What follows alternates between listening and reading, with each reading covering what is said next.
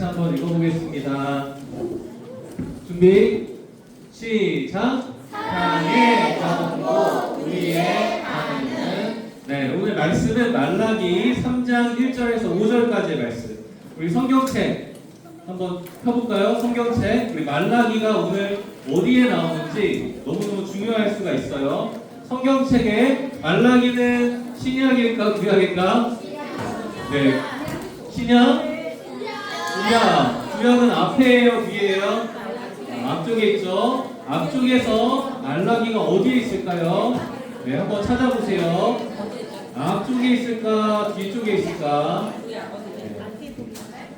뒤쪽에 아마 있나요? 뒤쪽에 있을 거예요.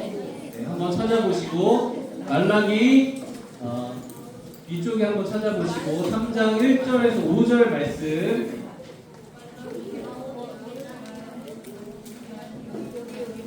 시간 조금만 더 줄게요. 찾아보고 우리 같이 함께 말씀 돌아가면서 읽도록 하겠습니다.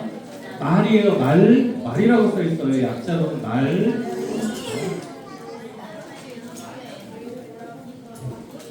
여기 찾았으면 목사에 한번 찾아볼까요? 네. 눈이 초롱초롱해요. 네.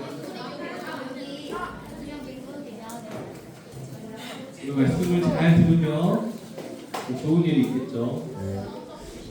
자, 그럼 우리 앞에 보고, 혹은 성경책 찾았으면 성경책 보고 한 절씩 들어가면서 읽을게요. 목사님 먼저 읽겠습니다. 만군의 여호와가 이르노라. 보라, 내가 내 사자를 보내리니 그가 내 앞에서 길을 준비할 것이요 또 너희가 구하는 바 주가 갑자기 그의 성전에 임하시리니 곧 너희가 사모하는 바 언약의 사자가 임하실 것이라.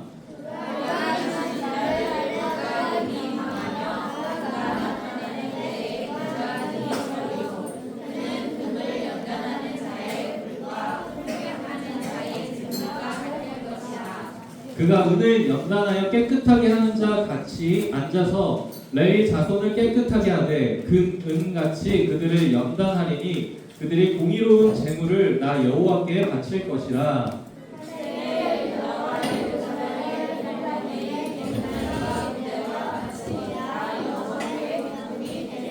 함께 읽겠습니다. 내가 심판하러 너희에게 임할 것이라. 정치는 자에게와 가늠하는 자에게와 거짓 맹세하는 자에게와 흠꾼의 삭세에 대하여 억울하게 하며 과부와 고아를 압제하며 나그네를 억울하게 하며 나를 경외하지 아니하는 자들에게 속히 증언하리라. 만군의 여호와가 말하였느니라. 아멘. 네, 우리 두 손 가슴에 얹고 우리 같이 믿음의 고백하겠습니다. 나는 하나님의 자녀입니다. 나는 하나님 나라의 백성입니다. 나는 하나님을 예배하는 예배자입니다. 네, 우리 친구는 하나님의 자녀로, 하나님의 백성으로, 하나님을 예배하는 예배자로 살아가는 우리 저와 우리 초등부 친구들 되기를 예수님의 이름으로 축복합니다. 축복합니다. 네. 오늘은 운동에 대한 이제 규칙에 대해서 잠깐 질문을 할 건데, 자, 맞춰보세요. 옐로우 카드 2장 받으면 레드 카드를 받게 되죠. 그리고 퇴장하는 운동 경기는 축구. 네, 축구. 네, 좋습니다. 축구 정답. 자, 그다음 반칙을 개인이 5번을 하게 되면 퇴장을 당하는 경기가 있어요. 개인 반칙 5번 하게 돼요. 리아요. 리아. 리아. 농구 정답. 와, 잘하네요. 그러면 레드 카드, 옐로우 카드 받으면 경고. 그리고 레드 카드를 받으면 상대편에 1점을 주고 서브권도 넘겨주고. 그리고 옐로우 카드와 레드 카드를 동시에 받아야지 퇴장을 하는 경기는 하나, 둘, 셋! 좋습니다. 우리 친구들 규칙을 너무너무 잘 알고 있네요. 네. 우리가 잠깐 살펴봤지만 운동 경기에 이런 어떤 규칙들이 존재하고 있어요. 경고, 레드카드, 옐로카드, 경고죠. 그러다가 이제 퇴장을 당할 수도 있고 운동을 하지 못하게 되는 그런 경우가 있습니다. 왜 이런 운동 경기 퇴장이나 규칙들을 정해 놓았을까요? 선수들이 이 규칙을 잘 지켜야지 또 운동을 잘 진행할 수 있기 때문이죠. 네, 그래서 이제 규칙이라는 것을, 경고라는 것을 만들어 놓은 거예요. 우리 친구들 이제 하나님께서도 하나님의 백성들이 하나님의 뜻대로 살아가지 않을 때, 이 규칙을 그것을 벗어나게 됐을 때 하나님께서 경고를 이야기하신다는 거. 근데 하나님께서 경고를 주실 때 그 경고는 우리를 막 멸망시키게 하기 위함이 아니에요. 그거를 깨닫고 돌이키기 위해서 우리가 계속 살펴보는 것처럼 그렇죠. 그래서 이 경고는 어떤 경고냐면 사랑의 경고예요. 어떤 경고? 사랑의 경고예요. 그래서 오늘 말씀을 통해서 우리가 하나님의 사랑의 경고를 같이 함께 마음에 새기면서 하나님의 사랑으로 살아가는 저와 우리 친구들 되었으면 좋겠는데, 우리 그래서 같이 한번 앞에 있는 문구를 한번 크게 읽어볼게요. 시작! 하나님이 주시는 사랑의 경고를 잘 듣자. 우리 지금 하나님의 사람들, 이스라엘 백성들, 하나님을 잘 섬기고 하나님과 이 세상을 이어주는 이 제사장의 나라로 하나님께서 세워주셨죠. 그렇지만 이스라엘 백성들이 어떻게 했어? 그 하나님만을 섬기고 하나님을 전하는 삶을 살았어요? 아니면 하나님의 말씀을 때로는 잘 듣지 못하고 우상 숭배하면서 살았어요? 네, 우상 숭배, 하나님을 섬기면서 또 다른 우상을 섬기면서 살았던 게 바로 이스라엘 백성들. 그래서 하나님 앞에서 죄를 지었던 게 이스라엘 백성들이었잖아요. 그래서 우리가 매주 살펴본 것처럼 이스라엘 역사를 계속 살펴보고 있죠. 그런데 이제 하나님께서 이제 계속 하나님의 말씀을 듣지 않으니까 어떤 사람을 이스라엘 백성들한테 보내줬어요? 선지자, 그렇죠? 선지자들을 보내주셨어요. 선지자를 보내서 어떻게 했어요? 이스라엘 백성들, 사랑하는 이스라엘 백성들, 그쪽으로 가면 안 됩니다. 그쪽으로 가면 하나님이 싫어하시는 일이니까 그쪽으로 가면 낭떠러지예요. 그러니까 이 말씀을 잘 듣고 경고를 잘 듣고 하나님께로 돌아오셔야 됩니다. 하나님을 섬겨야 됩니다. 우상을 버리고 하나님을 전심으로 섬겨야 됩니다. 이렇게 수많은 선지자들을 보내면서 말씀을 주셨어요. 그런데 어떻게 됐어요? 여전히 하나님의 백성 이스라엘은 하나님을 섬기는 것 같지만 또 여전히 우상을 섬기는 그 모습을 계속 반복하고 있었어요. 그래서 결국에 어떻게 됐어요? 이스라엘 백성들이 나중에 남쪽으로 갈라지기도 하고 나중에 멸망을 당하게 됐어요. 우리가 살펴보고 있잖아요. 우리 첫 번째 이스라엘 왕이 누구였어요? 사울. 두 번째? 세 번째? 솔로몬 이후로 남과 북이 갈라졌어요. 북쪽은 여로보암 왕으로, 그리고 남쪽은 르호보암 왕. 그래서 어떻게 됐어요? 북쪽은 BC 722년에 어떤 나라?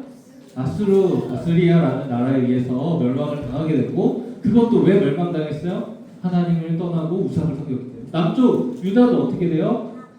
바벨론이라는 나라에 의해서 BC 586년에 이제 멸망을 하게 되는 그런 상황이 되었어요. 그래서 결국에 하나님의 말씀을 벗어나고 우상을 섬기며 하나님을 떠났던 이스라엘 백성들이 다른 나라의 포로로 잡혀가고 이제 멸망하게 되는 그런 모습을 볼 수가 있어요. 하나님을 예배하는 성전도 다 폐허게 되었죠. 근데 하나님은 이스라엘 백성들을 포기하시는 분이에요? 포기하지 않는 분이세요? 포기하지 않는 분이세요.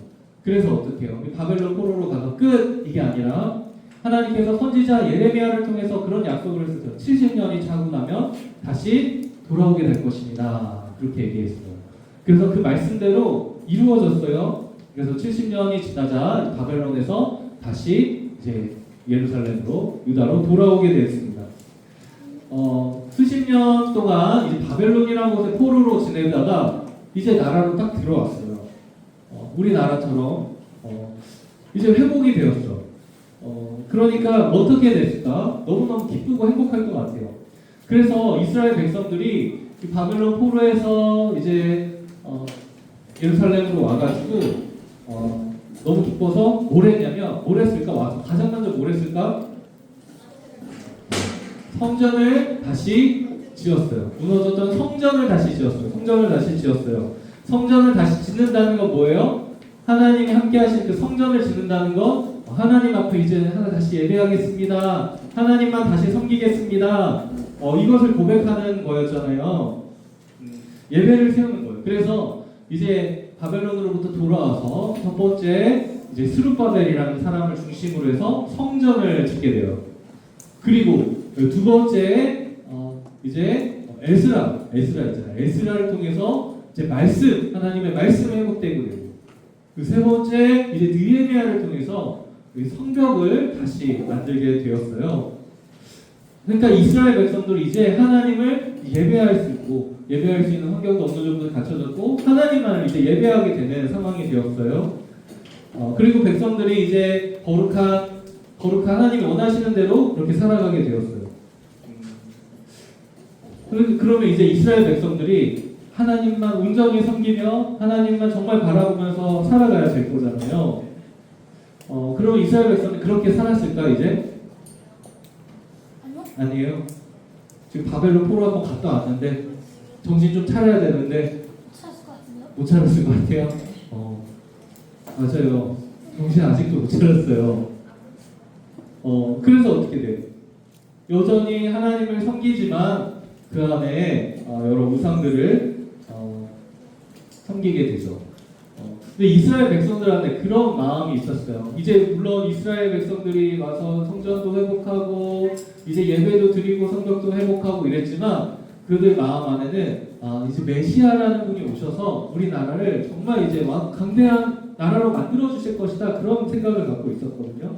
근데 시간이 지나도 메시아라는 분이 오시지 않으니까 메시아 오시지 않겠네. 그리고 마음이 딱딱해 굳어지고 하나님께 예배 드리지만 여전히 마음은 우상을 섬기고 굳어져 있는 마음을 가지고 있었어요. 그렇게 시간이 지나고 나서 이제 예배를 드리기도 했지만 이제 하나님을 섬기는 제사장들 역시 이제 하나님께 예배 드릴 때 제사를 드릴 때 이렇게 제물을 바쳤어야 돼요. 지금 우리가 뭐 양이나 소나 뭐 이렇게 가지고 오지 않지만 이때는 이렇게 양을 데리고 와가지고 하나님 앞에 나아갈 제사를 드렸어요. 나의 죄를 양에게 전달하고 양을 죽여야지 잠시 이제 깨끗하게 돼서 하나님 앞에 나아갈 수 있게 되는데 그때 하나님께 드리는 제물이니까 온전한 걸 드려야 돼. 흠이 없는 걸 드려야 돼. 그런데 이때는 어떻게 해? 흠 있는 걸 막 하나님께 드렸어. 흠 있는 걸 드렸어. 완전한 게 아니고 온전한 게 아니고 흠 있는 거 막 드리고. 그러니까 하나님에 대해서 예배는 드리긴 했지만 마음을 전심으로 드리지 못했던 모습을 보여주는 거예요. 그리고 이방 사람들과 또 결혼을 해서 어떻게 해요? 이방이 섬기는 다른 우상을 또 데리고 와요. 우상을 데리고 와서 또 다시 반복되는 일이 또 일어나는 거예요. 그러니까 다시 자기 마음대로 살게 되고 또 다시 오염이 되는 모습을 볼 수가 있어요. 그러니까 하나님은 이렇게 죄를 짓는 이스라엘을 또 다시 심판하셔야 돼요. 그런데 그렇게 하시지 않으십니다. 오늘 다시 말라기 선지자를 통해서 이스라엘을 향해 다시 한번 사랑의 경고를 해주고 있는 거예요. 이 선지자는 하나님의 말씀을 듣고 외쳤어요. 어떻게 외쳤냐면 우리 같이 함께 외쳐볼 건데 남자친구들 위에 한번 읽어보고 여자친구들 아래 갖고 읽어볼게요. 자, 남자친구들 준비됐어요? 시작!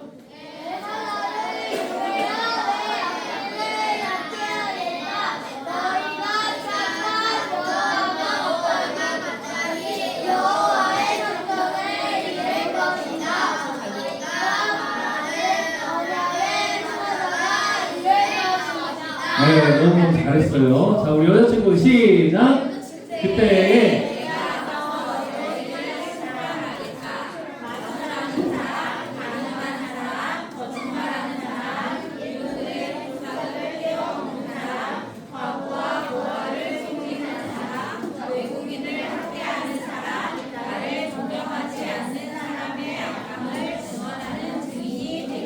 네, 우리 너무너무 잘했는데 하나님께서 이 말라기 선지자를 통해서 지금 약속을 해주셨어요. 어떤 약속을 해주셨냐면 사자를 보내실 거래요. 사자를 보낼 거. 그리고 또 뒤에 이제 언약의 사자를 또 보내시겠다라고 말씀을 해주고 계세요. 그래서 이스라엘의 이런 죄악된 모습들, 악한 모습들 이런 것들을 이제 진짜로 회복시켜 주겠다라고 말씀해 주시고 계세요. 그러니까 하나님께서 이제 이 하박국이 아니고 말라기 선지자를 통해서 이렇게 경고를 하니까 지금이라도 이런 잘못된 일을 하고 있는 사람들은 빨리 돌이켜야 돼요. 그렇죠? 근데 그렇지 않았어요. 결국에 이 말라기 선지자가 마지막으로 이제 이런 하나님의 말씀을 전하고 400년이라는 시간이 지나고 나서 그리고 이제 오늘 말씀이 이루어지게 돼요. 우리 친구 성경책 보면 말라기가 마지막 책이잖아요. 그리고 마태복음 여기 보면 한 장 차인데 여기 사이에는 몇백 년의 문맥이 있냐면 400년이라는 시간. 하나님께서 그때는 침묵하셨던 거예요. 물론 하나님께서 미리 준비하셨지만 성경은 기록되지 않은 그런 시기가 있었어요. 그러면서 하나님께서 지금 이스라엘을 회복하기 위해서 지금 하신다는 거예요. 누구를 보내주시냐면 말라기 선지자를 통해 예언한 것처럼 누구를 보내주시냐면 앞에 나왔던 네 사자는 앞에 나왔던 네 사자는 누굴까요? 세례요한. 뒤에는 우리 친구는 너무 똑똑해 다 알아요. 그래서 앞에 말했던 세례 요한을 먼저 보내시고 그리고 예수님을 보내주셔서 결국 예수님을 보내주셔서 어떻게 해요? 이제 이스라엘 백성들을 회복하고 단순히 이스라엘 유대인 이 사람들뿐만 아니라 모든 사람들을 위해서 이제 예수님을 보내주신다라고 그렇게 약속을 하셨어요.